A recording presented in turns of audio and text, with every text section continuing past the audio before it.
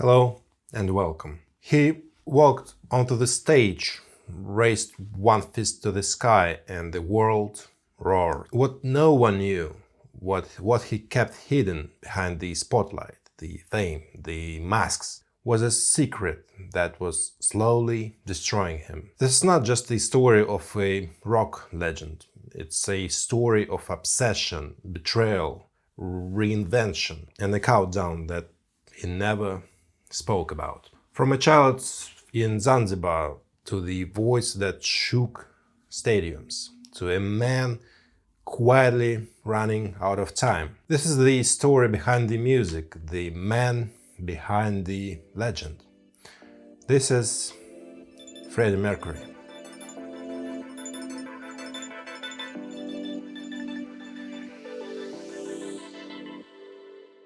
Our story kicks off on the island of Zanzibar. These days it's a go-to tropical paradise. Think cozy resorts, great service, endless sunshine, and the warm embrace of the Indian Ocean. But behind the picture perfect vacation snaps, Zanzibar has a rich and dramatic past. For centuries it was a hotspot for power struggles. Why?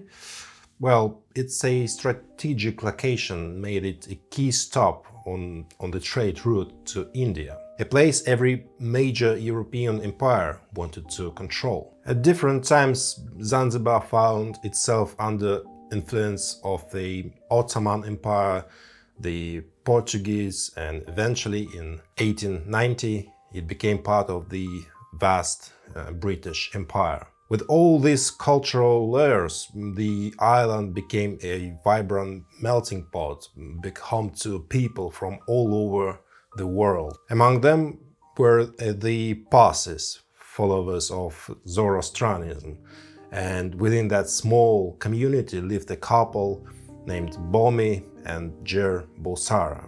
Bohemian had a solid job as an accountant at the local court, a well-paid gig by any measure. The Bulsaras lived large, a big house, a team of servants, cooks. Life in Zanzibar for them was nothing short of a dream. Then, in 1945, Bomi and Jer decided it was time to start a family, a big, loving one. That same year, Jer became pregnant, and on September the 5th, 1946, their first child was born, a boy. They named him Farrokh. In Persian, that means beautiful or happy. Fitting, right? You might know him better by his another name. Later, he changed it to Freddie. And not just Freddie, Freddie Mercury. Yeah, that Freddie Mercury. And let's stick with the name Freddie from now on. That's less confusing, right? We'll get to this surname part a bit later. So, back to Zanzibar. The Bulsars were considered among the wealthiest families on the island, and Freddie's early years were just as you would imagine for a child growing up in such a privilege. He was basically a little prince. The staff doted on him, his parents gave him everything. Life was smooth, easy, golden. At the age 5, Freddie started attending a missionary school. He made friends quickly and did well in his studies. A year later, the family grew again. Freddie got a baby sister, Kashmira. He adored her, played with her, protected her. You know how older brothers can be. It was a sweet time. But as you might guess, things didn't stay that way for long. Bomi, the head of the family, knew that no matter how bright Freddie was, the local education system had its limits. He had big dreams for his son to become a respected civil servant or maybe a lawyer. So he made a tough call.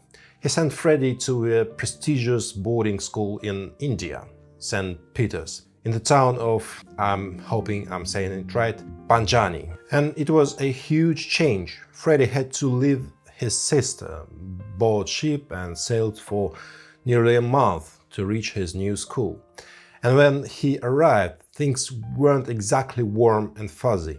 From day one, he was teased. The kids picked on his teeth and gave him the nickname Bucky, short of Bucky Beaver.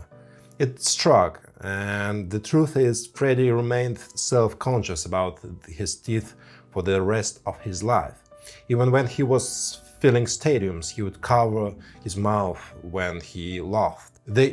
When people asked why he never fixed them, he would say, "They give my voice its range." But back to India. Despite the teasing, Freddie thrived. At just 10 years old, he earned a certificate of excellence in every subject and became the school's table tennis champion. He even won the junior pentathlon. Not bad for a kid from far from home. Proud of his achievements, Freddie wrote home to his parents. "Dear Mom and Dad, I hope you and Kashmir are well. Don't worry about me, I'm fine. The teachers here are very strict. Discipline is the most important thing. I'm very happy to tell you that I've been awarded a big prize. They even took a photo of me, and it will be published in the school's annual magazine. I'm very proud and hope you are too. Give my love to Kash. I love her as much as I love all of you." And it's clear, even from that young age, it was something special about him. But if we're talking about what really changed Freddie's life in that school, it wasn't the grades or the sports trophies. No, the real magic happened when he joined the theater club.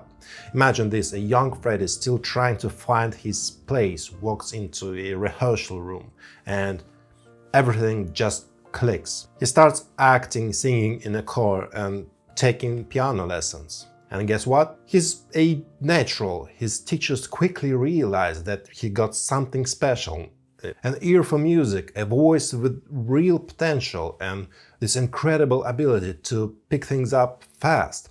His parents, seeing his passion, don't hesitate, they pay for private piano lessons. Freddie doesn't waste the opportunity. He goes all in and eventually earns a 4th degree certificate in music theory and performance. Not bad for a kid who just a few years ago was running around barefoot in Zanzibar. But here's where things take an even bigger turn. It's in India that Freddie first discovers something that will shape the rest of his life. Rock and roll. Up until then, he was mostly into classical music and opera, what his parents probably played at home. But now, for the first time, he hears something totally different. Elvis, Little Richard, Chuck Berry. This new sound grabs him by the soul. He hooked, and so what does he do? He forms a band, of course. Freddie gathers a few friends from school who are just as obsessed with this wild new genre, and they start a group called Hectics. Every afternoon after classes, they lock themselves in the school's tiny music room and rehearse like their lives depend on it. They mostly play covers of rock and roll hits, especially Elvis. Freddie was obsessed with him, and you know what? The school loves them.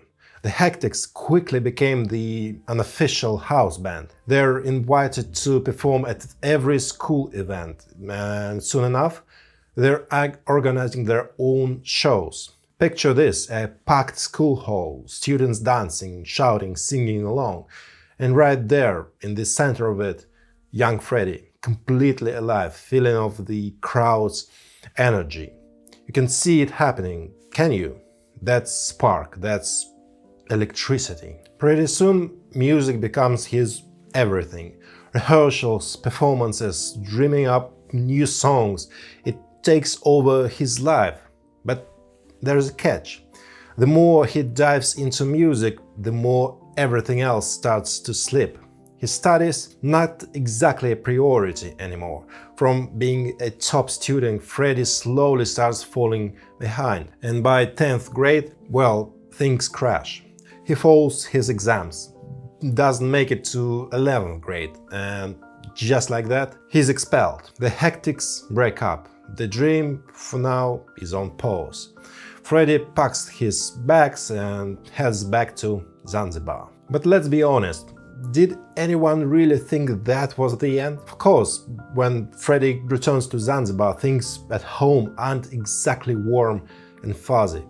His father, Bomi, is furious. After all that money spent on prestigious education, his son comes back expelled. There's shouting, accusations, and eventually a slap. Freddie definitely tells his father the truth, doesn't care about becoming a lawyer or civil servant.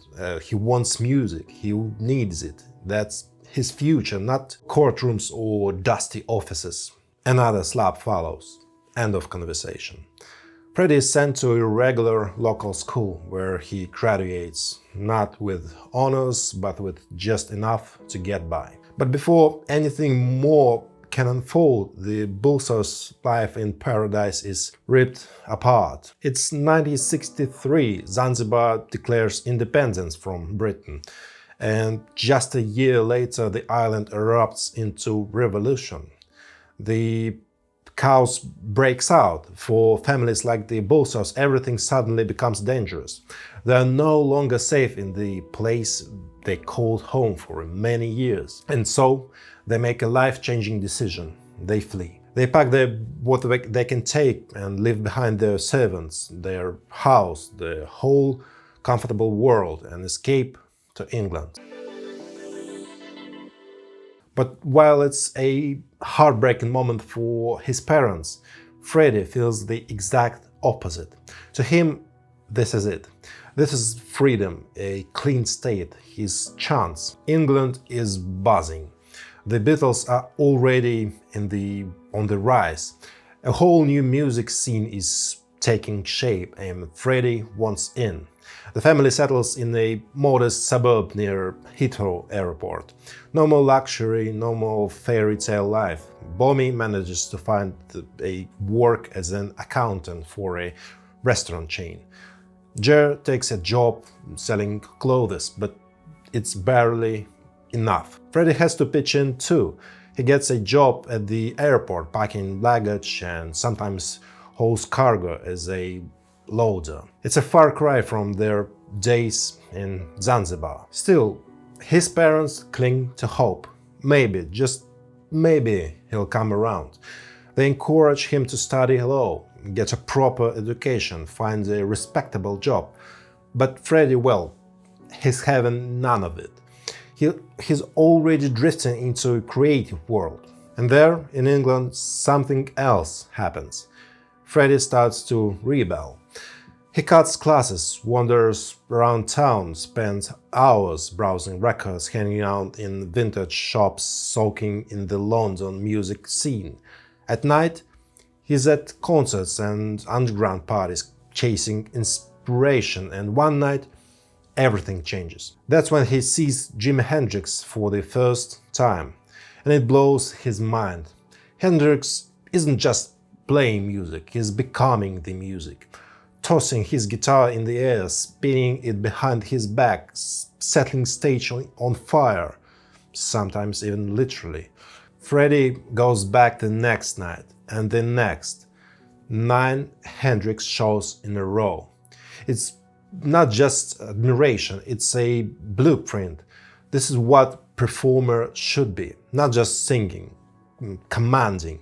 Still, to avoid completely burning bridges with his parents, Freddie agrees to go back to school. He enrolls at Isleworth Polytechnic, studying art and design. And it's not a law, but it's something. And in 1966, he passes his final exams and gets into Ealing Art College, where he majors in graphic design and illustration. At Ealing, everything starts clicking again. Freddie meets new friends, finds his crowd. Among them, there are Chris Smith and Tim Staffel, both musicians in a rising local band called Smile. Chris plays the keys, Tim on bass and vocals. The three of them hit it off instantly. So much so that Freddie eventually moves out of his parents' home and starts living with Chris. One day Chris invites him to a Smile rehearsal. Freddie shows up, and that's where he meets two other guys, a guitar genius named Brian May and a rock solid drummer named Roger Taylor. Now, we know what this leads to, but back then it was just a few guys jamming in a modest studio, a band with a name, Smile, but no idea yet that something much bigger was coming. Freddie isn't officially in the band Smile, not yet, but he might as well be.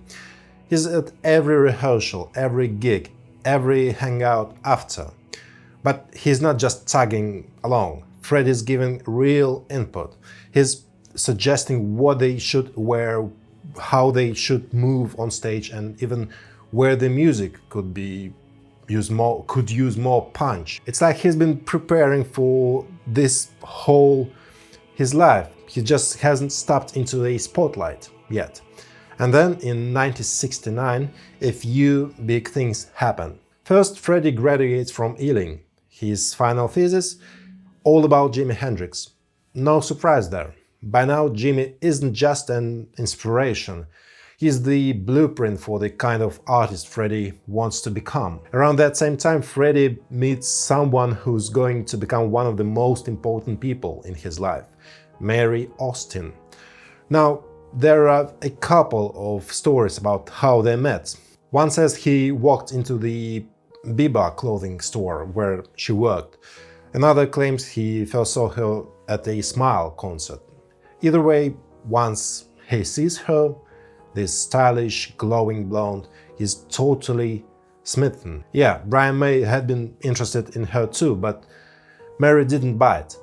Freddie, though, he was persistent. He waits for her after work, walks her home, takes her for gigs, out to bars. Slowly but surely, something clicks. During one of their long talks, he made a confession in her. I want to be a star, like Hendrix. And Mary believes in him. Soon enough, they're a couple. Not long after, Freddie gets a real shot. He joins a band called Ibex as their lead singer. In just 10 days, he learns their entire setlist, writes a few songs of his own, and hits the stage with them for several gigs. He even pushes for a name change. Ibex doesn't exactly the name for a band. He suggests something heavier, Wreckage. The band agrees, but true to the name, things get rocky fast. Some of them members aren't fully committed. They're thinking more about finishing school than chasing fame. The band slowly falls apart. Freddie, first real project, gone. But back home, Mary is his rock. She tells him not to give up, that it's just not the right group and that something better will come. And Freddie, he listens. Then gets right back to work. He starts scanning the music mags and finds a tiny ad. Sour Milk Sea is looking for a new frontman. Freddie shows up to the audition and goes all in. Voice, presence, attitude. He brings everything. They hire him on the spot. But again, the dream is short-lived.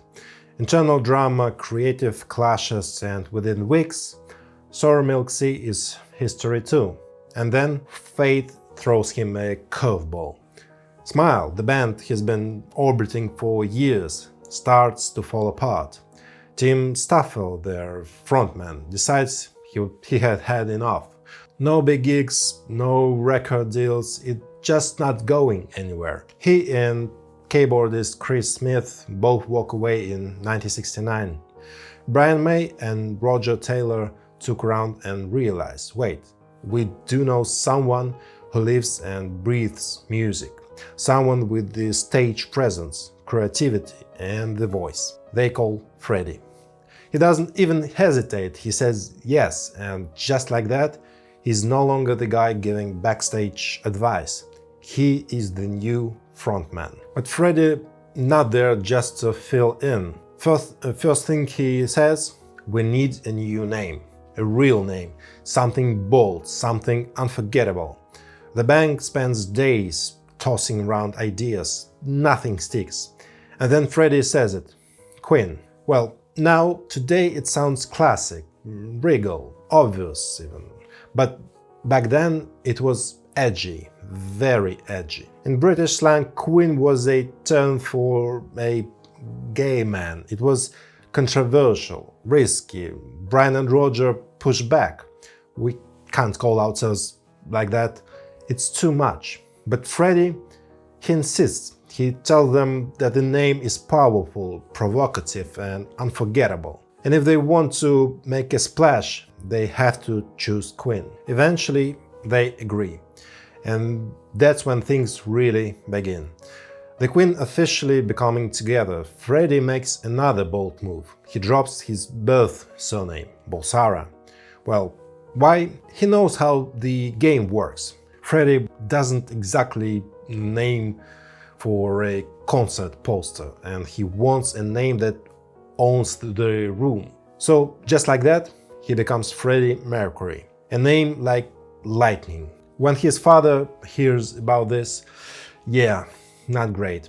Another full-blown shouting match erupts at home.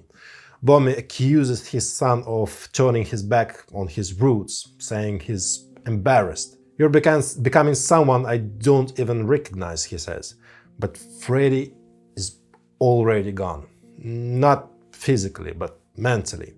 There's no turning back now. He's Mercury, and Mercury is destined for the stage. Next up, Queen needs a bassist. The search takes a while, with auditions and rejections, until they finally land on someone quiet, modest, but musically brilliant. John Deacon. The puzzle is complete. Freddie Mercury, Brian May, Roger Taylor and John Deacon. The classic Queen lineup is born. And Freddie, the art college grad that he is, wastes no time creating a logo. And not just any logo, the Queen crest. He bases on a royal coat of arms, but these ones got their own twist. A big regal Q with a crown in the middle, 2 lions for Roger and John, a crab for Brian, a maiden for Virgo, Freddie himself. Then he adds a phoenix hovering above everything, wings spread. Some say it's just for flair, others think it's not for Freddie's Zoroastrian heritage.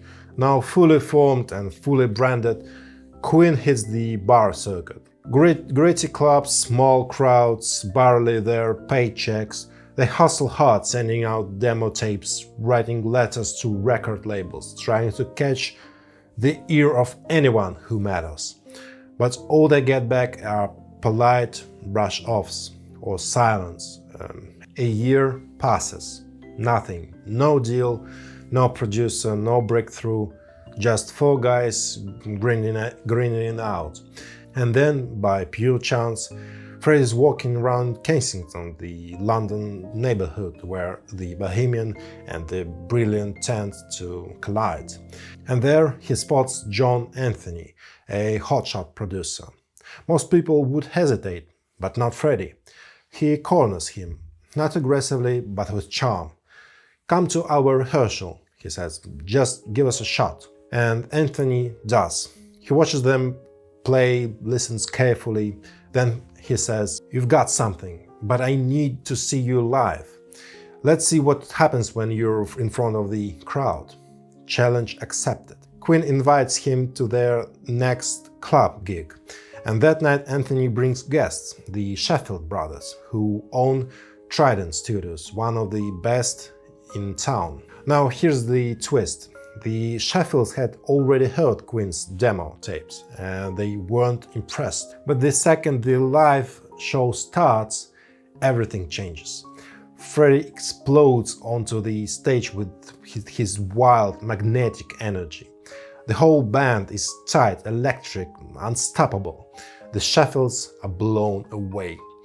After the show, they don't waste time. They offer Queen a recording contract and their management services. It finally feels like everything clicking into place.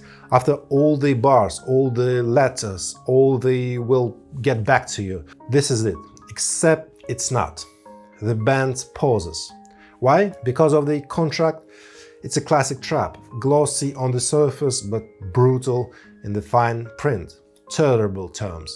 Freddie and the guys take their time, 8 months, trying to figure it out. They look for other offers, but the silence continues. No one else comes. Eventually, in 1972, Queen accepts the Sheffield deal, the only deal. And with that, they head into the studio and start work on their debut album. They're still a long way from Bohemian Rhapsody and the world tours, but now their rocket is on its launch pad. And it's only a matter of time. One of the big advantages of working with Sheffield Brothers was their recording studio. Trident wasn't just any studio, it was the most advanced one in the country. Naturally, Queen assumed this meant they finally get proper access, full days to work on their music, the space to build their sound from the ground up. But reality hit differently. Since there were still nobodies in the eyes of the industry, Queen was only allowed in after the big-name artists had finished their sessions. That meant hours spent waiting outside the studio doors, sitting around just hoping someone would wrap it early. Most of their studio time came in the dead night when everyone else had already gone home. But instead of complaining, they made every second count. They experimented, they pushed boundaries, they obsessed over details. During one late-night session, producer John Anthony even fainted, literally passed out, because he couldn't keep that pace Queen set. Some of the sound engineers eventually refused to work with them, calling them crazy and saying they needed to chill. But Freddie, he didn't believe in chill, he believed in perfection. He believed people deserved music that felt new. And he was going to make sure Queen delivered exactly that. By 1973, their debut album was finally finished and fully mixed. The band decided it would be self-titled, just Queen. The album cover, a dramatic black and white shot taken in the club on 20th December in 1972. In the photo, Freddie stands in a spotlight holding a microphone above his head, iconic even then. Once the album was ready, the Sheffields began shopping it around, looking for a label willing to release it and put it up money for promotion. But the rejections poured in. No one was interested. And then Queen got a lucky break. They landed a spot on John Peel's BBC radio show, and the performance caught the attention of someone at EMI. After hearing Queen, he felt certain he had found it. EMI reached out to Trident to start negotiations, but the Sheffields were difficult. Their demands were steep, their terms restrictive. Eventually, EMI offered to buy the album rights while allowing the Sheffields to stay on as a band's managers. Both parties agreed. On 6 July 1973, Queen's debut single Keep Yourself Alive was released, and it flopped. It got airplay on just one radio station. It didn't chart, it went almost entirely unnoticed. But neither Queen nor EMI lost faith. Everyone was still believed this was just the start, that success was coming, maybe not today, but soon. A week later, on 13th July, the full album, Queen, dropped. The reviews were, well, mixed. Some critics were brutally dismissive. One even compared the record to a piss. Seriously. But regular listeners didn't care what the critics thought. They liked it. The album stayed on the charts for 17 weeks, and some Queen tracks even started getting play on American radio stations. The band got invited to do a short run of small shows in the US. Nothing huge, but a sign that doors were beginning to crack open. After the tour, something deeply personal happened. Back in London, Freddie returned to his modest apartment, got down on the knee, opened a small case with a ring inside and proposed to marry Austin. He promised to always be there for her, no matter what came next. And Freddie wasn't slowing down, quite the opposite. He felt the momentum building. The first album was out, people were listening, and now it was time to strike again. In August 1973, he gathered the band and said it clearly: "We start work on the second album." He believed that if you wanted to stay in people's hearts and minds, you had to keep feeding them with something new. It was kind of focus, that leadership that started to set Freddie apart, and people noticed. Journalists later said it was traced back to his school days at St. Peter's, where Freddie was fearlessly competitive and driven. "Some are okay with the second place," he once said, "but not me. For me, that's a defeat. Once you've tasted first place, second isn't enough." Freddie also made another smart move. He brought in Tony Bransby as the band's press officer. Bransby negotiated solid salary and got to work. He lined up interviews in every music magazine that mattered. And by November 1973, Queen hit the road on tour with the wildly popular band Maud the Hoople. In every city, Bransby made sure the local press showed up, and slowly it started to work. People were beginning to talk about Queen. As Queen's popularity kept climbing, AMI decided it was time to go bigger, much bigger. They arranged for the band to perform in Australia, a huge opportunity to reach new fans and plant their flag across the world. But just before takeoff, things started falling apart. First, Brian May developed this strange, painful abscence on his hand. No one knew what caused it, but it kept getting worse. Doctors examined it, looked grim, and even warned him that he might lose the use of his hand entirely. Brian nearly passed out on the spot. Thankfully, with a lot of care and maybe a bit of luck, the doctors managed to treat it in time. But the bad luck didn't stop there. On the long flight to Australia, Freddie had a panic attack mid-air, and once they landed, things got even worse. He caught a bad cold in one of his ears and completely lost his hearing. No hearing, no vocals, no show. As you can probably guess, the Australian tour was a disaster. Back in England, Queen got a shot at redemption. The BBC invited them to perform 7 Seas of Rye on Top of the Pops, the biggest music TV show in the country. Freddie hit the stage, and just like that, boom, the song became breaking out, shooting into the UK top 10. It was the moment the public truly took notice. In March of that same year, Queen released their second album, Queen 2, and set off their very own European tour. No opening acts, no supporting slots, just them, headliners. They didn't take it lightly. The band rehearsed day and night, crafting a full-on performance from start to finish. They even had their own stage costumes, bold, theatrical, unforgettable. It wasn't just about the sound anymore, it was about the show. And on that tour, 2 things were born from that would go on to define Queen's legend.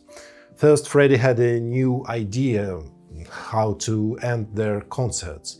The band would perform a full rock version of God Save the Queen. Not a recording, not a backing track, a live, loud, electric anthem. Freddie would come out draped in a British flag, wearing a royal robe and a crown. The crowd went wild every time. The second, the after parties. After every show, Queen would throw massive celebrations, packed with artists, models, creatives, you name it. The nights turned into morning.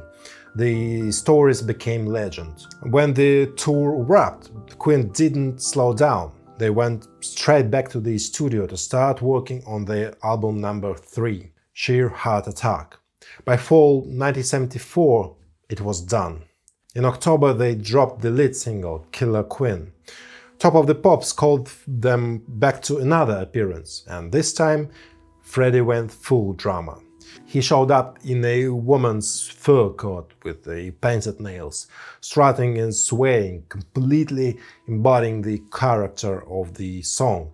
It was outrageous, it was unforgettable. Viewers were stunned and hooked. The single exploded, and when the full Sheer Heart Attack album dropped, it flew off the shelves. But here's the kicker: despite the fame, Queen wasn't seeing every real money. They were still living in the tiny rented flats. Freddie didn't even own a TV. He had to walk into electronics shops just to watch their Top of the Pops performance. Meanwhile, the Sheffield brothers, the managers, were buying new homes, fancy cars, living large. The band had had enough. Toward the end of 1974, Freddie found a lawyer named Jim Beach. His mission? Get them out of the Trident contract for good. While Jim got to work, Queen headed somewhere totally new, Japan. And what happened there felt like a dream. From the moment they landed, it was clear the Japanese fans were obsessed. Tickets sold out in 2 hours. Crowds waited outside hotels. After the shows, fans swarmed the exits so intensely that the band could barely get to their bus. For Freddie, it was a revelation. This was what global fame looked like. At the legendary Budokan concert hall, girls were crying, screaming, fainting. Reporters said they haven't seen anything like it since Beatlemania. Queen had arrived, and Japan welcomed them like royalty. And the Japanese, they absolutely fell in love with the band, with the music, and especially with Freddie Mercury. Queen returned from Japan riding high. The shows were electric, the fans unforgettable. It finally felt like everything was on its place, but the celebration didn't last long. As soon as they touched down in London, reality hit hard. Trident, their management, had caught the wind that Queen wanted out, and they weren't happy. In response, the band was hit with a huge invoice, a bill for studio time. The mood flipped instantly. A massive scandal broke out. The band accused the Sheffield brothers of profiting off them for years, while Queen themselves lived in a cheap flat still scraping by. It was personal, bitter, and it got messy. The press got hold of it and ran wild. Headlines claimed Queen was on the verge of the breaking up. It was bad. And worse, it was bad for business. That's why when EMI stepped in to save the day, the label couldn't afford to lose one of the most promising acts. So they did something bold. They paid off Queen's entire debt to Trident, every last pound. In return, a deal was made. Queen would record one final album under Trident's management. After that, the band would be free to work directly with EMI. No one knows exactly how much money changed hands, but whatever it was, it bought Queen their freedom. And that freedom, it gave birth to something huge. The band went straight to work on their 4th album. A Night at the Opera, a record that would push every boundary that ever known. Genre out of the window. Expectations, who cares? This was Queen fully unleashed, and at the heart of the album was one song, one impossible, dazzling, over-the-top track that took 3 whole weeks to record. You already know the name. Freddie had a vision. He wanted to fuse opera, rock, and the balladry into one seamless epic. He made the band record the same lines over and over, 10 takes, different tones, just to layer them one onto another, a massive vocal wall that sounded like an entire core. They filled every single track on the studio console, nothing like it had ever been attempted. The lyrics: "Mama just killed a man, put a gun against his head, pulled my trigger, now he's dead. Mama, life had just begun, but now I've gone and thrown it all away." It was haunting, strange, beautiful, and they called it Bohemian Rhapsody. When the song was finished, Queen proudly brought it to the label. They were buzzing with the excitement. They created something new. The producers listened to all 6 minutes of it, and their faces dropped. "It's good," they said, "but no radio station will ever play this. It's too long, too weird, too much." They told Freddie to cut it, to bring it down to 3 minutes, remove the operatic sections, make it fit the format. But Freddie, absolutely not. He stood his ground. "You're not touching a second of it," he said. "It's a perfect as it is." But then something unexpected happened. This song reached Elton John. He listened, and when he finished, he said, "Only geniuses could come up with something like this. It's a masterpiece." Queen was thrilled. But then Elton added, "It's brilliant, but no one ever going to play it. It's just not made for radio." Still, Freddie didn't budge, and as the back and forth dragged on, he sent the track to his friend, legendary BBC radio host Kenny Everett. Not for promotion, just to ask, "Is it really unplayable?" Kenny listened. Then, without telling anyone, he played it on the air. And that was it. The phone line at the station exploded. Listeners were calling it non-stop. "What was the song name? Play it again." Kenny played it 14 times in 2 days. Other radio stations joined in, begging for a copy of the track. Suddenly, Bohemian Rhapsody was everywhere. It defined every rule. It broke every format, and it became a global phenomenon. After the explosion of Bohemian Rhapsody, Queen released a full album, and no surprise, it flew off the shelves. And here's the thing: from the moment on, every Queen album would follow the same pattern: hit after hit, hit after hit. No more slow burns or cautious success. Queen had shattered the ceiling. They weren't just musicians anymore. They were superstars. With fame came fortune. Big tours, massive crowds, real money. It was everything they would ever worked for. But for Freddie, the spotlight cast shadows too. Back home, things with Mary Austin, the woman who had been by his side for years, were falling apart. The more Freddie was pulled into the glamour or fame, the more distant he became. Mary felt it. She saw the change. The warmth was fading. The closeness was slipping. And the worst of all, she felt like he was hiding something. She wondered if he had found someone else, another woman, maybe, something or someone. Eventually, she couldn't take the silence anymore. One night, she sat him down and asked the question that had been on her mind for months. "What's going on with you?" And that's when Freddie told her the truth. He said quietly that he was bisexual. Mary was heartbroken. The relationship they built, the love, the years together had reached a crossroads. They both knew it couldn't continue the way it had, so they ended it. But what's remarkable is what came after. Despite everything, they promised to stay in each other's lives, to always support one another, no matter what, and they did, until the very end. By 1976, Queen was back in the US for another tour, only this time it was just about music. Now they were global icons, and Freddie Mercury, fell hard for New York. He called it the city of sin, and he dove in headfirst.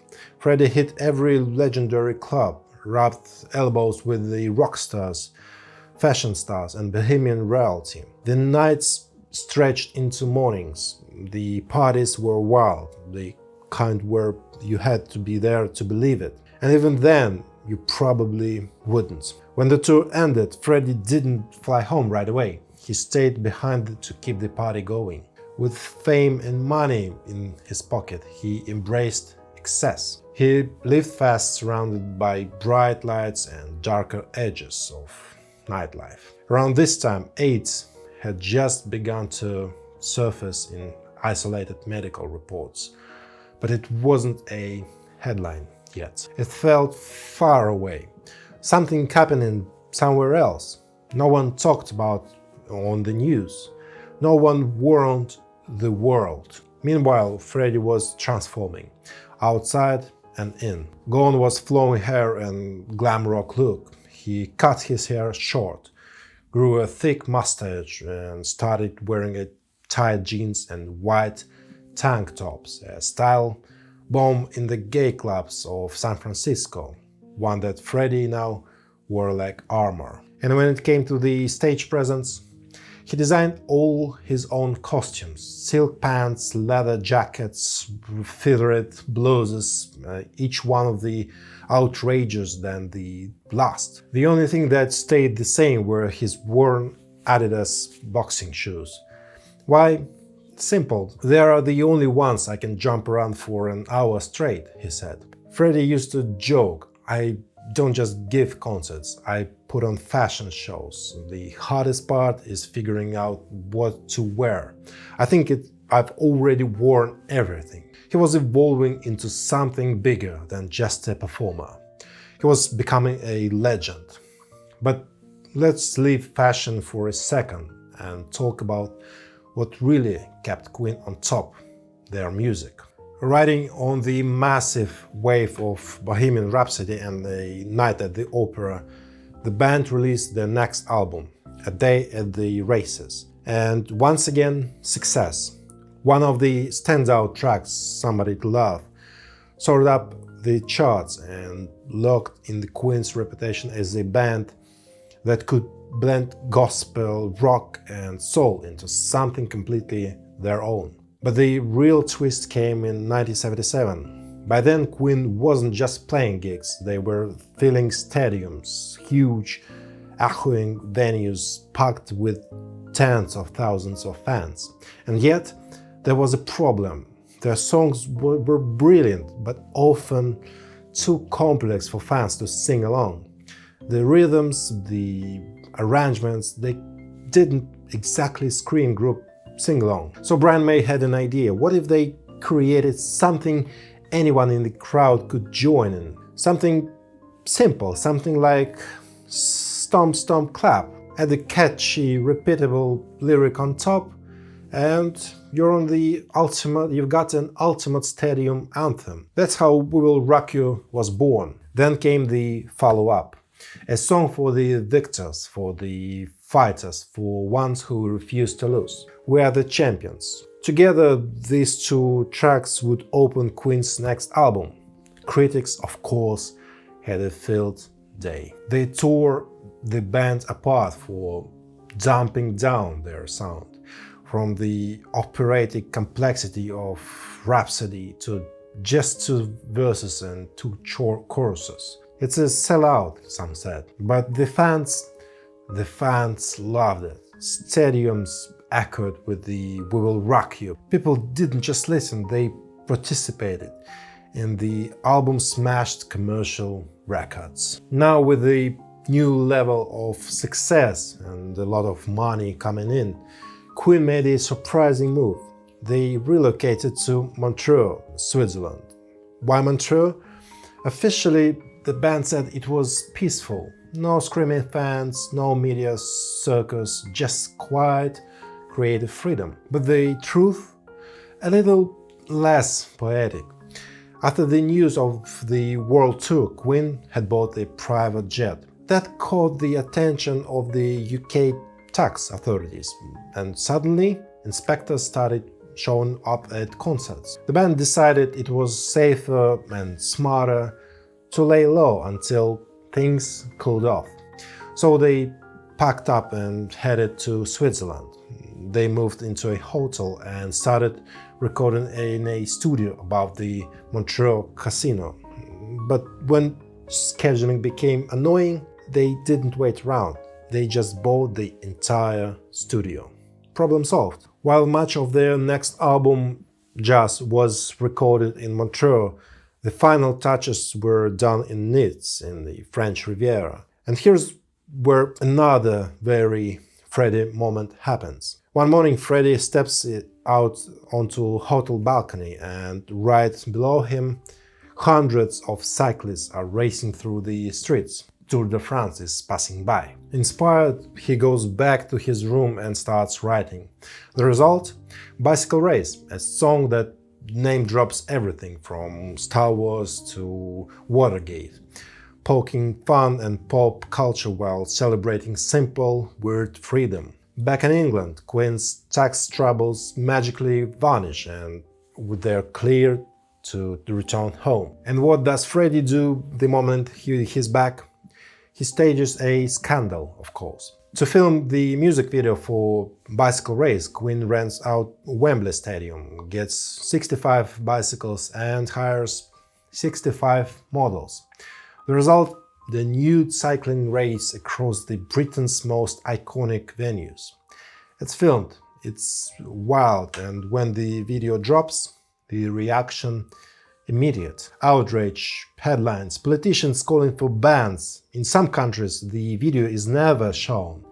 In the US, a few states even banned this single entirely, just because on the cover art features the naked cyclist from the shoot.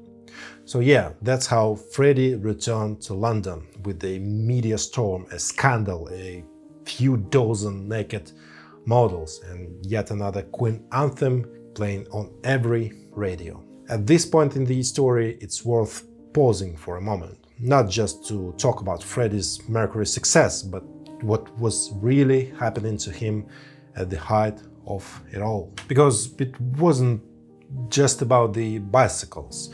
By now it was clear to everyone Freddie had become one of the wealthiest musicians in the world, and he spent money like it was going out of style. Renting Wembley, just the beginning. He bought rare art, luxurious furniture, the most extravagant clothes. If he wanted something, he got it. At one point he even picked up the mustache comb made of silver and gold and a diamond encrusted hand mirror. Why? Because he could. Journalists began calling him one of the richest men in Europe. And honestly, they weren't exaggerating. In 1980, he dropped £500,000 on Garden Lodge, a sprawling estate in the beloved Kensington. Then he spent millions more renovating it, turning it into a kind of palace. He had architects build custom furniture from rare woods, decorated rooms with pieces from the Louis XV era, and designed a garden that looked like it belonged at Versailles. And once the renovations were done, the parties began. These weren't just any parties, they were legendary, the kind of people still whisper about. Champagne, dwarfs, fakirs, ballerinas, and Freddie, of course, in the crown and fully military look. People said Studio 54 had nothing on Freddie's house, but beneath all the glitz and laughter, something else was happening. Freddie was lonely, painfully so. His bandmates had families. Mary Austin, once the love of his life, had moved on. She had a new boyfriend, was planning a future, and Freddie, he had his cats and the parties. People close to him said the celebrations were just a distraction, a way to keep the silence at bay, to avoid sitting alone in that beautiful house. You can have everything and still be the loneliest man in the world, Freddie once said, and that's the most bitter type of loneliness. I don't have any real friends. I think when I let people get too close, they destroy me. Then came 1982. News broke the US about a new, terrifying illness, HIV. The first outbreak was traced to New York, a city Freddie loved and often visited. Doctors warned that gay and bisexual men were most at risk. TV and radio began to sound the alarm, but the world didn't take it seriously yet. Least of all the celebrities seen, the danger still felt abstract, far away. Parties didn't stop, especially not Freddie's, but behind the scenes, cracks were forming. Even Queen was growing frustrated. Freddie was partying too hard, missing rehearsals, showing up late, strung out. Fans started turning away, tired of the outrageous outfits and over-the-top persona. The magic was still there, but something was changing, and not for the better. In that same year, Queen released Hot Space, and fans, they weren't happy. They accused the band of abandoning their rock roots, going too pop, too dance. Even under pressure, the now iconic duet with David Bowie got slammed by critics when it came out. The backlash sparked tension within the band. Arguments, cold silences. The others begged Freddie to slow down, to ground himself. But Freddie felt attacked, misunderstood, like everyone, even his own band was turning against him. Every conversation ended in shouting. Eventually he gave in, just a little. He toned down the theatrics, retired the sequence, said fewer things to the press. When asked about the new, quieter image, he simply said, "The show ends when I leave the stage." But even then, Freddie needed a new outlet. So while the band worked through their issues, he quietly started recording his first solo album, Mr. Bad Guy. He flew to Germany, teamed up with the session musicians, and poured himself into the project. But deep down, Queen was still his home, his legacy, his heart. In 1984, Queen dropped The Works, featuring instant hits like Radio Gaga and I Want to Break Free. The latter came with yet another provocative music video. This time the band appeared dressed as characters from the iconic British soap Coronation Street. Freddie, of course, rocked as a wig, heels and vacuum cleaner. The song itself exploded. In Latin America, Africa and the US it became a huge anthem. But in the UK, another scandal. TV stations debated banning the video entirely. Still, there was an unexpected twist. I Want to Break Free became a protest anthem for the African National Congress, a symbol of liberation during apartheid. And then Queen made a move that sparked even more backlash. That same year they performed 9 concerts in South Africa. Now keep in mind, at the time the country was under apartheid and more Western artists refused to perform there in protest. Queen's decision caused a storm. They were placed on the United Nations cultural blacklist and slammed by British Musicians Union. Headlines accused them of supporting an oppressive regime. Freddie responded simply, "We're not political. We play for fans. No one tells us where we can or cannot perform." Then came Rock in Rio. Queen flew straight to Brazil, and what happened there was the stuff of legend. Depending on who you ask, the crowd that night was somewhere between 250,000 to 470,000 people. It was one of the largest concert crowds in history. The band arrived by helicopter. Freddie stepped onto stage, arms raised, and gave it everything. Over an hour of pure fire. He was so spent, he nearly passed out backstage. Later, he said, "I just bore on stage. The feeling I get from connecting with the audience it's a stronger than sex. I love that excitement. I feel like I want more and more." But as epic as South Africa and Brazil were, there was still one mountain to climb: winning back the UK. After all the scandals, all the headlines, all the failure of the Freddie solo album Mr. Bad Guy, Queen's reputation at home was crumbling. Nobody knew how to turn it around. Then came a lifeline, Live 8. I've talked about Live 8 before in my George Michael video. A global dual-venue benefit concert organized by Bob Geldof to raise funds for famine relief in Ethiopia. London and Philadelphia, one stage in each city, the biggest names in music. One unspoken rule: no egos. Everyone got just 20 minutes. No sound checks, no demands. Freddie didn't hesitate.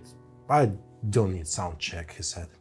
"Just tell me when to go on." And so on July 13th, 1985, Queen walked into Wembley Stadium. Freddie's look was stripped down: white tank top, tight jeans, Adidas sneakers, leather armband.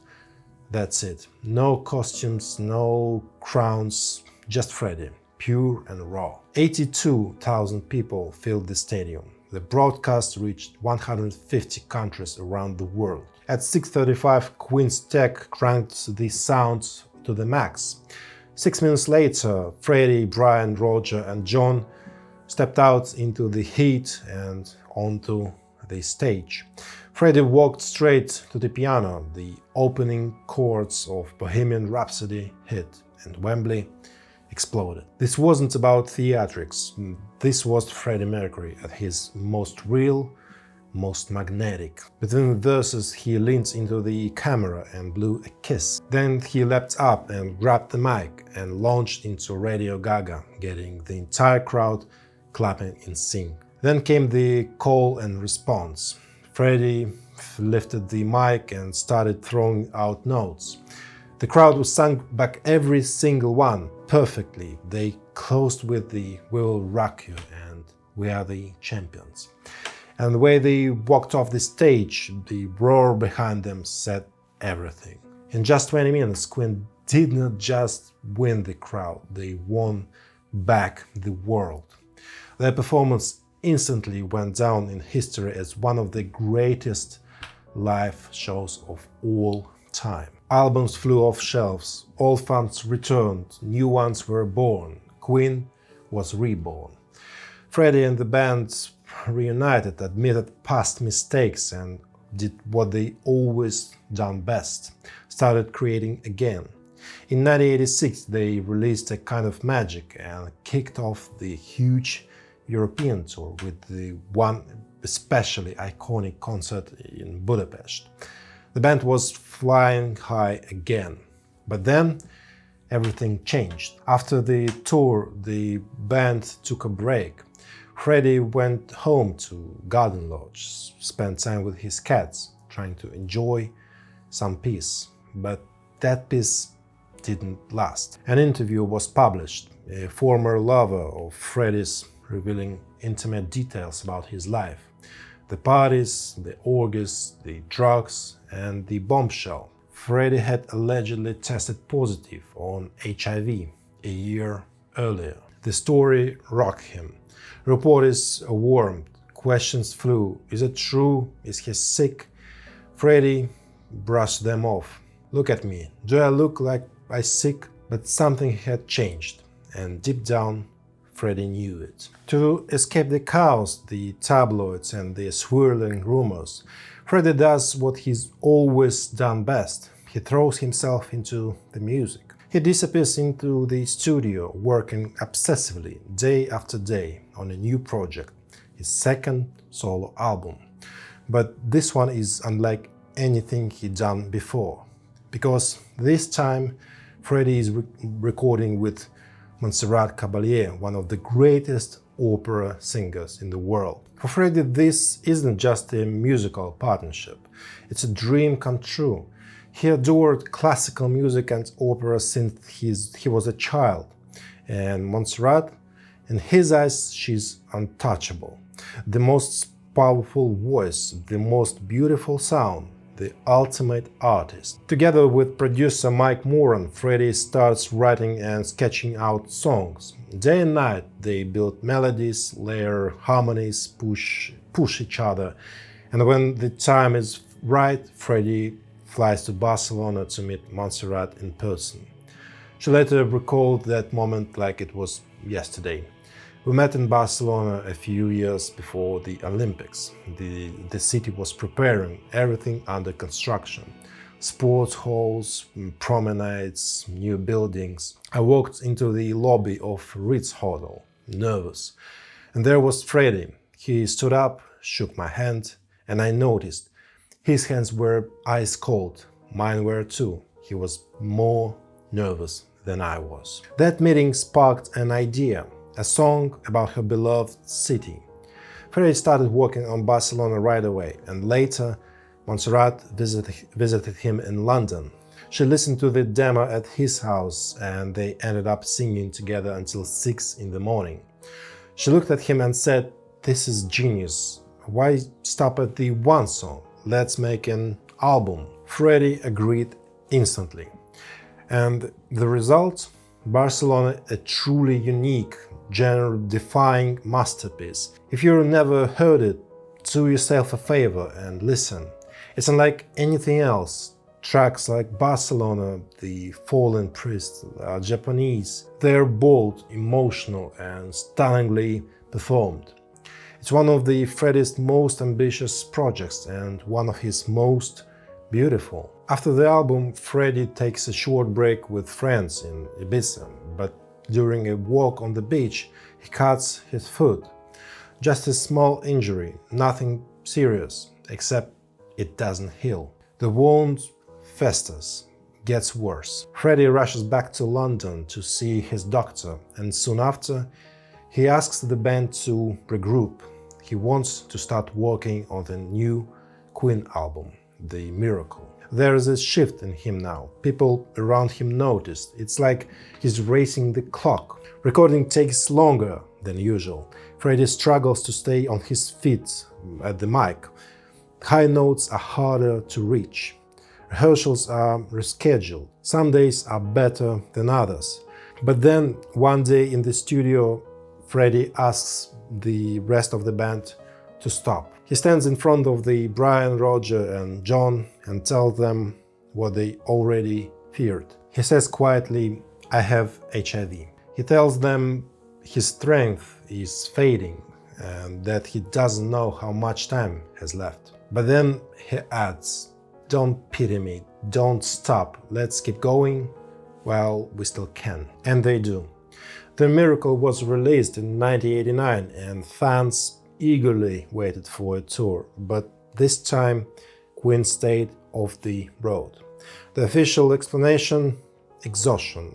Years of non-stop travel had taken their toll. But the truth was harder to say it out loud.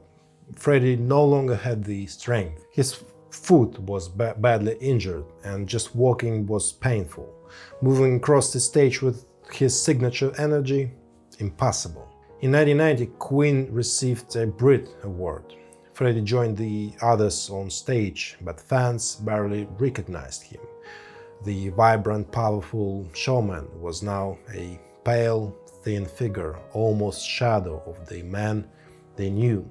He simply stepped up to the mic and said thank you, good night, and walked off. Rumors swirled, the press speculated, but Freddie said nothing.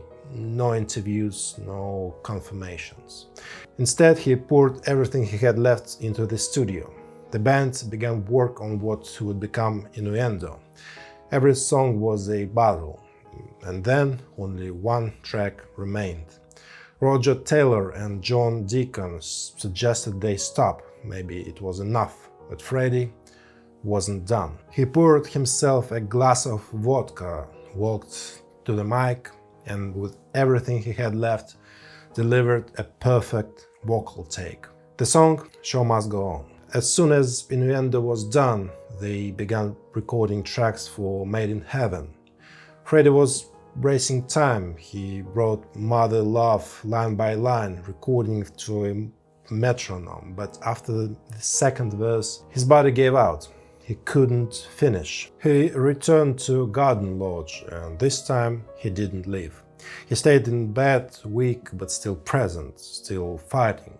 He began writing his will. He left everything to the people who mattered most: his estate, art collection, and half of his income went to Mary Austin, the one person who had always stood by him. His parents and his sister Kashmira received the rest. His staff, his partner Jim Hutton, they were all cared for. He even donated the rights to Bohemian Rhapsody to the Terence Higgins Trust to support HIV awareness and research.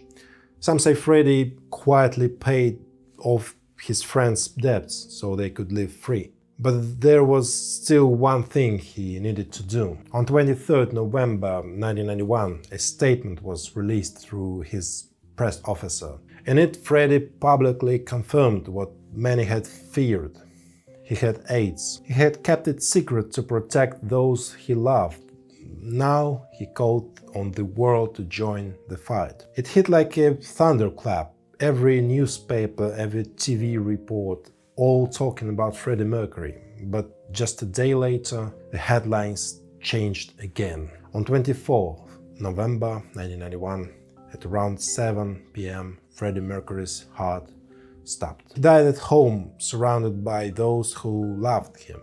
His funeral followed Zoroastrian traditions, honoring his heritage. His coffin was carried into the chapel to Aretha Franklin's "I've Got a Friend." Two passes performed the final rites. Freddie's body was cremated, and only Marie Austin and Kashmira know where his ashes were laid to rest. On 20th April 1992, Queen held a tribute concert for Freddie at Wembley. The biggest stars in music performed. The proceeds went to AIDS charities.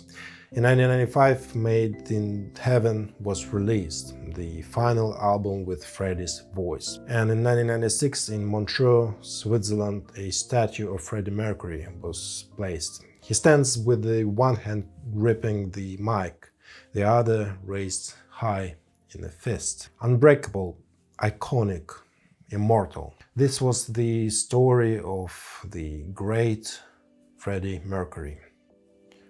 Thank you. Good night.